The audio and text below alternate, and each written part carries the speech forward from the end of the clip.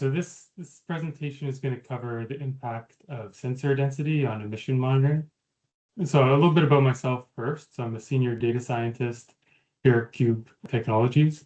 I have a PhD in atmospheric physics from the University of Toronto, and I've been at Qube for about 2 years, but before that, I spent 6 years at the NASA Jet Propulsion Laboratory as a postdoc and then a research scientist. So this presentation is going to cover basically the impact of the number of sensors that are deployed to a site on how well emissions are estimated.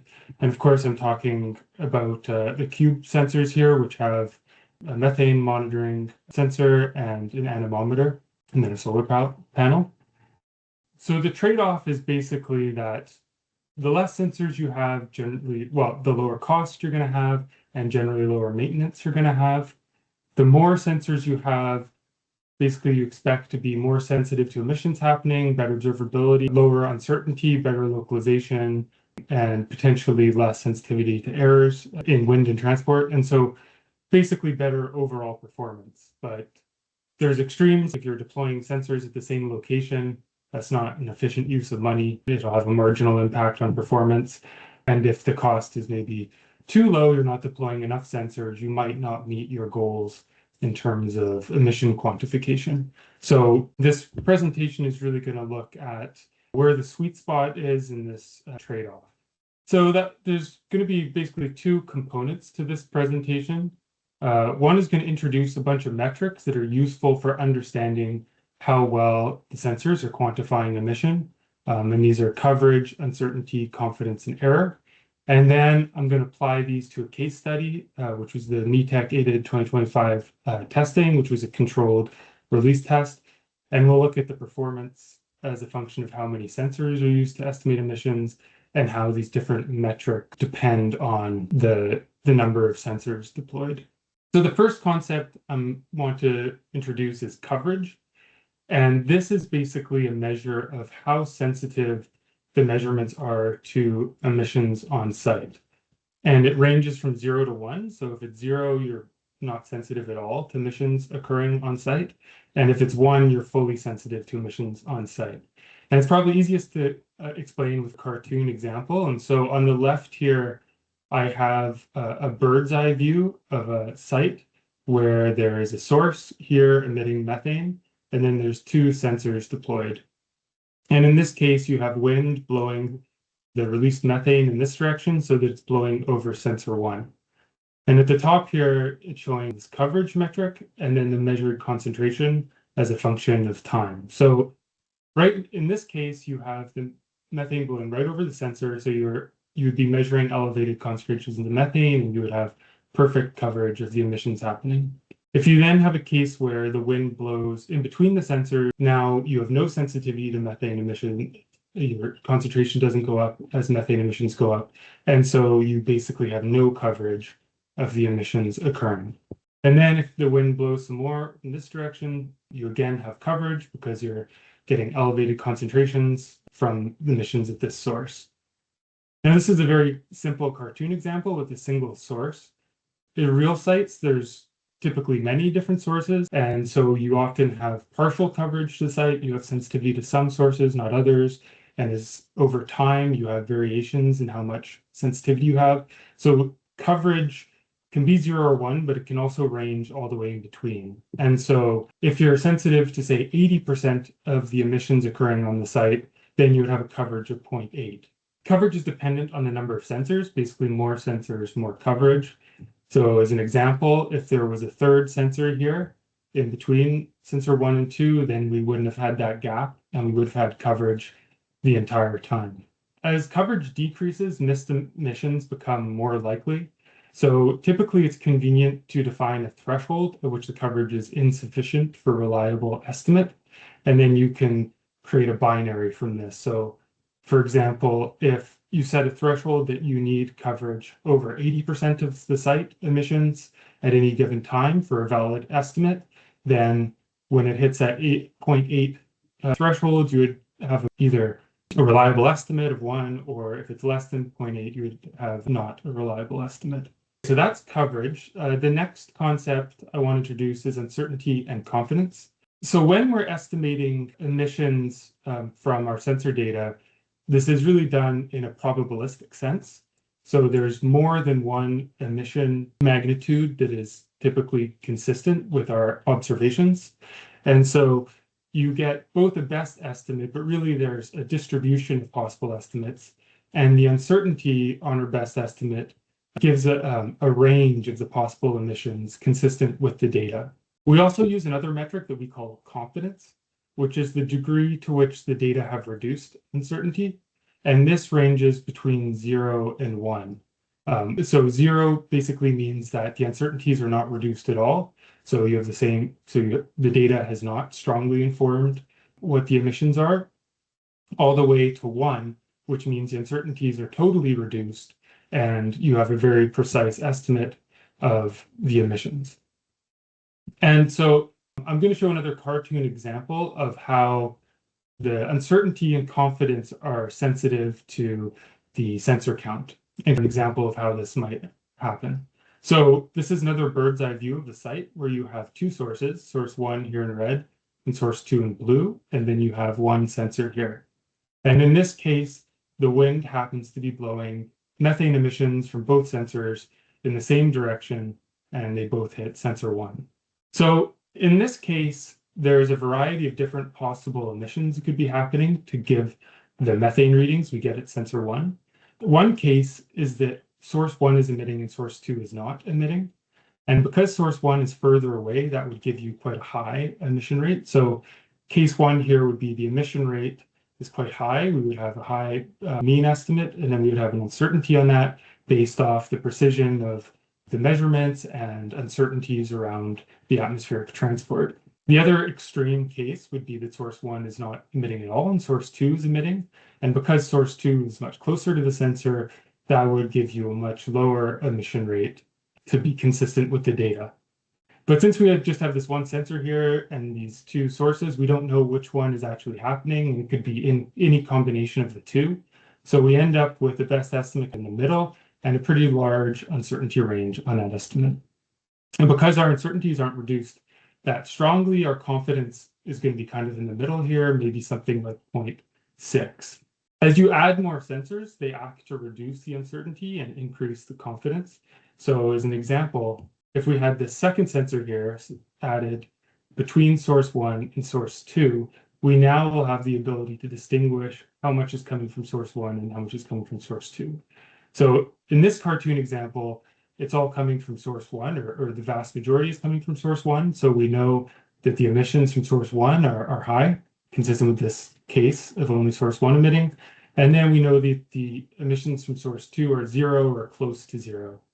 And so as a result, our full estimate of the emissions are much more precise here. We've really refined the best estimate, and the uncertainty bounds on that are much smaller. And as a result, since we're reducing uncertainty much more, our confidence score is much closer to 1. All right, so uncertainty and confidence and how they depend on the sensor count. And then the final metric I want to introduce is just prediction error. So in the case that you have a controlled release and you know what the ground truth emissions are, you can calculate just the error in the estimate relative to the truth. And you can say root mean square error is a good metric for quantifying this. Often in practice, there's different scales that we want to calculate the error on. Typically, the site total, so summing all emissions happening in the site, is one, and then the other is at a group level, where we're just summing across closely aligned source groups. And so an example here shown again in a bird's eye view of a site. Often at many sites, you have clustered sources, so you may have a bunch of sources together here. And the emission model will provide estimates for both source groups, but you may only care about the site level results, in which case you can just sum them. And as I'll show later, that has an impact on the expected error with sensor count, or you may want to distinguish between the different source groups, and that may require a different number of sensors.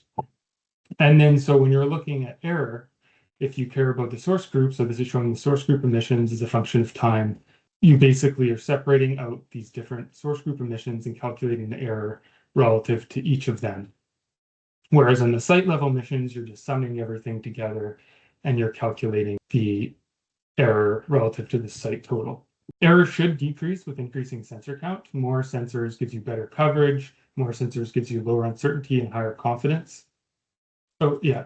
So this is an example of that. So you're basically, you see an improvement in the precision and the accuracy as you add more sensors, what you should expect.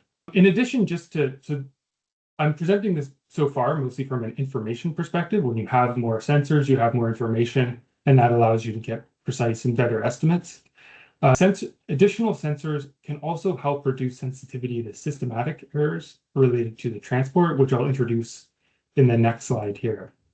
So when we're going from measurement of methane on a sensor to an emission, we have to relate how emissions at one location impact the concentrations that we're measuring at another location. And so we use an atmospheric transport model of the dispersion of methane. And so, for example, we may have a source and we want to use a plume model to simulate the concentrations at our sensor. Now, there can be errors in these models coming directly from the input data. So, for example, the wind direction that we assess may be happening at the site could be wrong. And so if that wind direction is wrong, that's going to bias the estimates of the concentration you have. And this is an illustration of how this impacts emission estimates. So we again have a bird's eye view of a site where you have a source and a sensor. You can imagine the red here being reality. So in reality, you have this plume coming off the source that it disperses, and you end up getting a reading at the sensor. The dispersion in this plume gives you a Gaussian-like distribution concentration. So you have a peak in concentration here, right at the very center of the plume, and then it basically falls off with distance from the plume center. We might then have an error in our wind direction, and then we simulate what this plume looks like, which gives this blue shaded area.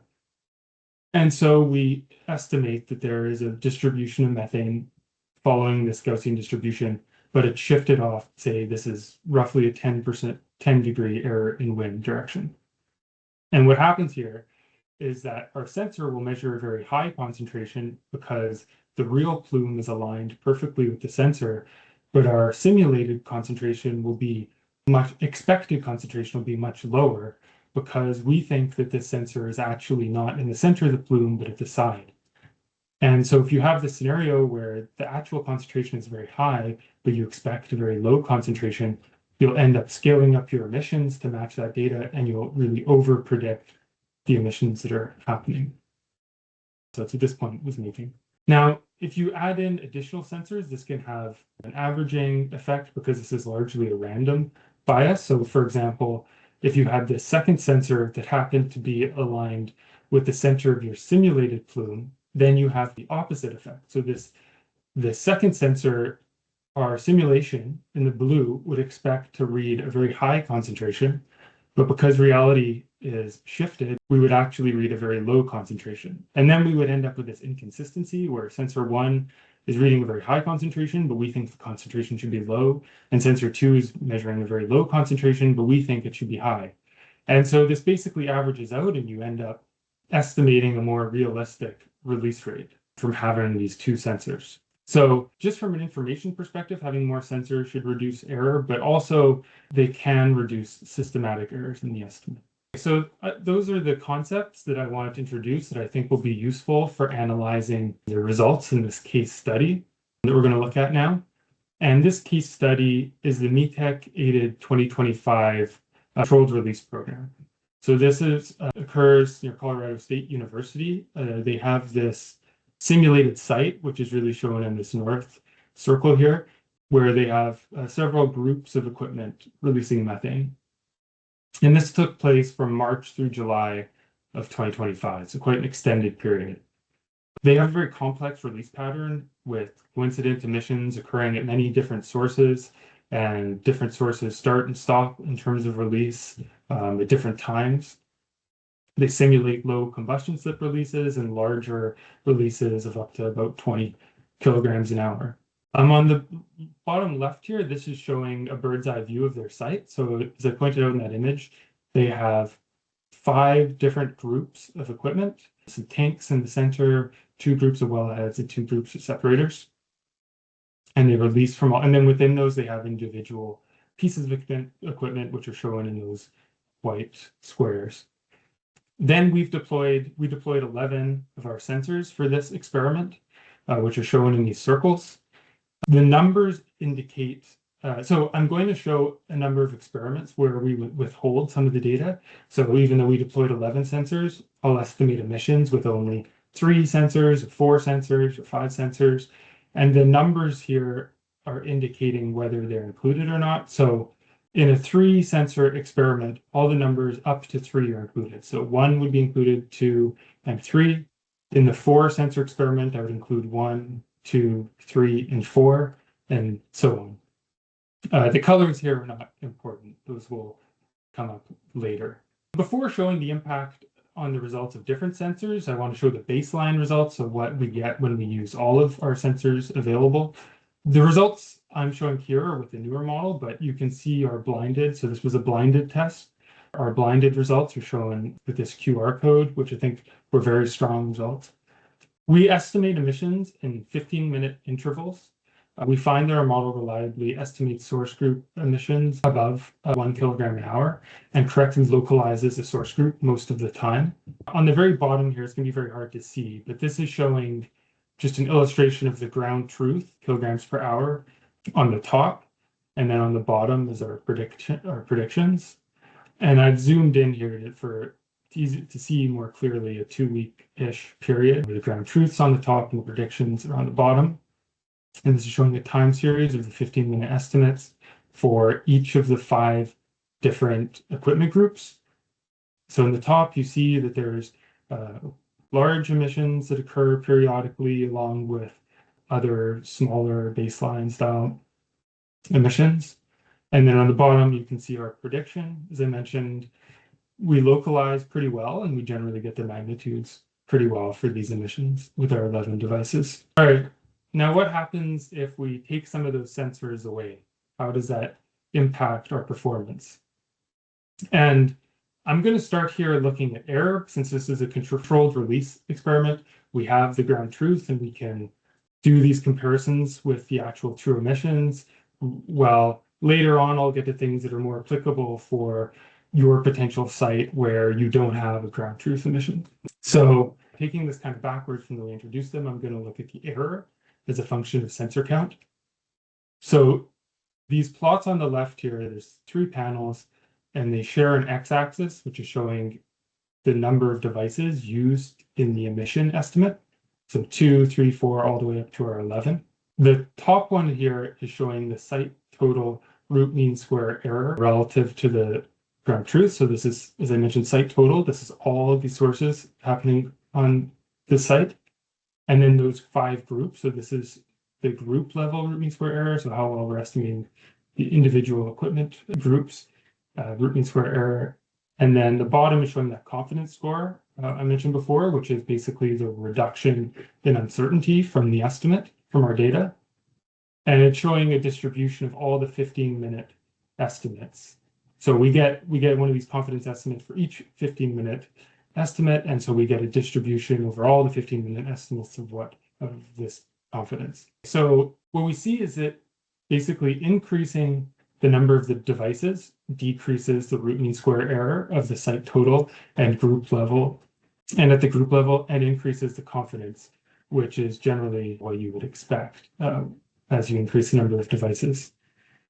Interestingly, the site total root mean square error decreases quite a bit as you get from about 4 to 7-ish devices, about here, and then it's sort of plateaus. So this is suggesting that it's really worthwhile increasing the number of sensors in terms of site root mean square error up to about 7 devices, but then beyond that, you get diminishing returns. For the group level, you don't really see this. You see this continual improvement in root mean square error estimates as you increase the number of devices.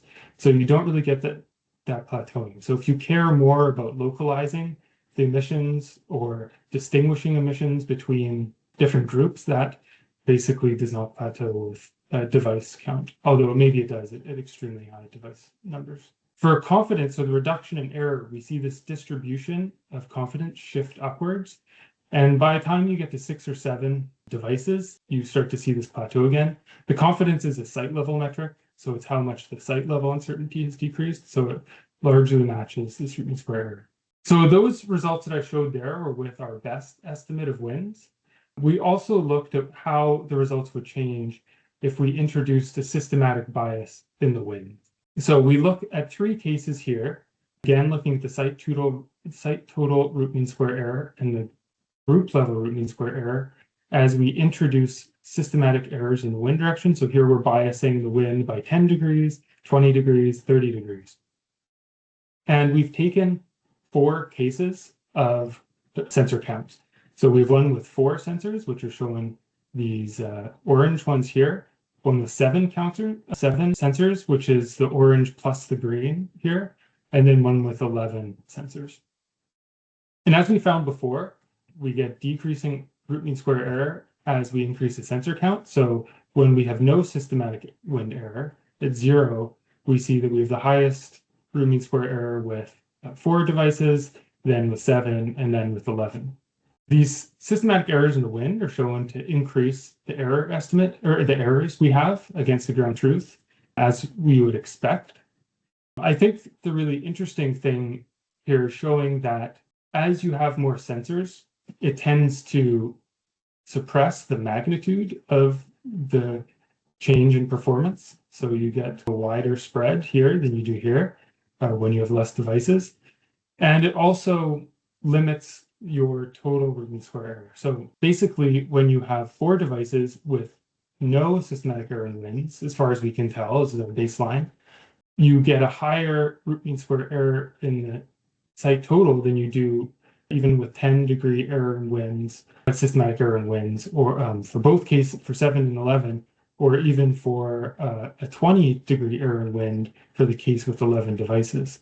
And at the group level, this is kind of even more clear, where with a 20-degree systematic error in the wind direction, you still have significantly better root mean square error estimates for the groups with 7, 11 devices than you do with 4 devices with no systematic error in the wind. So basically what we're seeing from these results is, as expected, you see this reduction in error as you deploy more devices, and you see basically better robustness as you deploy more devices. At the site level, you hit a wall a bit earlier. We only need for this deployment at METEC, about 7 devices was sufficient. But if you wanted the group level, you see further improvement with more devices. All right, so those results illustrated what we see at METEC when we have this ground truth to compare against. For most cases, in actual deployments, you don't have a ground truth to compare against. But there's still ways that the sensor deployment can clearly impact your results. Well, the information you get from your deployment. And in our newest model, we provide the mission best estimate for each source, and then we also provide uncertainty bounds. In the examples I'm going to show here, I'm showing 5 to 95% uncertainty bounds. And we produce coverage estimates, so how well the sensors are informing emissions on the site for each 15-minute interval. And I'm going to show a time series of results here, and I'm going to use a mask, kind of as I mentioned earlier, where I'm going to characterize emission estimates as not valid when we don't have sufficient coverage to detect emissions from 80% of the site. So what's being shown here is the 5-device case, where we've deployed 5 devices, and the left panel is showing the time series of the site total emissions. So in kilograms per hour, site total emissions for a 2-week period at METEC 2025 from June 1 to June 15th. The blue solid line is showing the best estimate, and the shaded blue area is showing the to 95% uncertainty range. The black line is then showing the ground truth. Areas are grayed out if the coverage is insufficient for a reliable estimate. On the right, you're seeing the cumulative emissions over this period, where we're propagating uncertainties in each of the 15-minute estimates, and we are imputing emissions during these periods where we don't have reliable estimates due to coverage. And so you end up with a prediction with an uncertainty bounds and then a ground truth. Okay, for METEC 2025, how does the coverage and the uncertainty and the performance of the cumulative emission vary as we change sensor count. So this plot is showing the results with 4 different possible counts. The top one is showing if you have 3 sensors deployed, 5 sensors deployed for the second, 7 sensors deployed for the third row, and then 11, or the full 11 devices deployed at the bottom. So there's some really noticeable effects here with what we introduced earlier. So the coverage as you add more sensors. So you're seeing these gray gaps decrease as the sensor count increases. You're also seeing that for each 15-minute interval, you're seeing a large reduction in the uncertainty estimate, right? So this is if we have more sensors, we are better able to distinguish between possible sources, as I showed earlier. So when you can identify which source group emissions are coming from, you're going to decrease your uncertainty in the site total emissions. And so due to this effect of better coverage and lower uncertainties, we see that our cumulative emission estimate become more precise and as we increase the number of sensors. So in this first case, you can see that we have quite a wide uncertainty bounds on the cumulative emissions over 2 weeks. We have a bit of a bias relative to the ground truth. Increasing this to 5 devices already is substantially reducing the uncertainty. It's about 50% reduction in uncertainty and is also reducing the bias to ground truth. Once we get to 7, we're starting to hit that where we have sufficient information. And so you see that we are getting quite a precise estimate and we are really close to the ground truth cumulative emissions. Extra devices up to 11 is showing again a bit of an improvement in the site total. We're looking at the group level totals, which I didn't plot here. You'd expect to see continued improvement between 7 and 11, more so than is being seen here.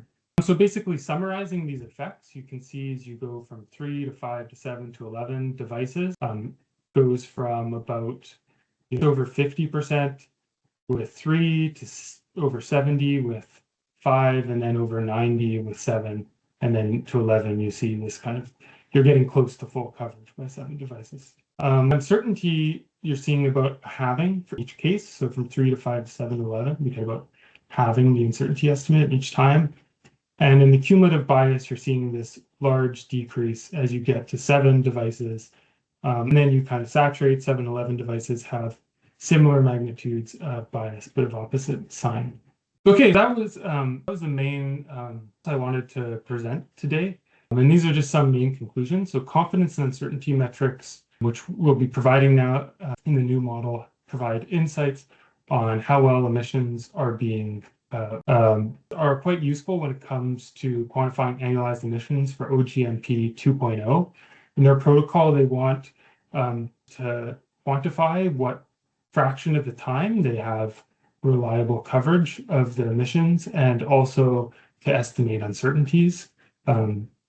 That's something we're working on and we'll have a more full there coming in the future. But these metrics themselves are basically what is needed to go in to provide those estimates.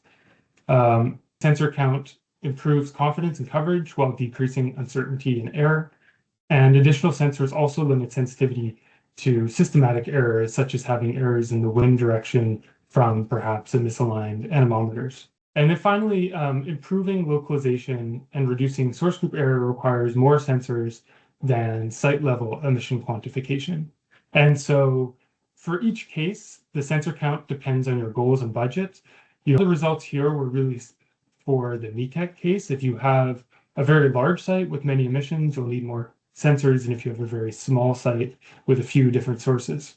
And it'll also depend on how much you care about site level emissions versus source group level emissions versus having robust coverage of the emissions and really small uncertainties and so on. So the sensor count really depends on the goals and the budget of individual deployment. That was all I had to present today. So thanks very much for your attention. I'm happy to answer any questions on these materials.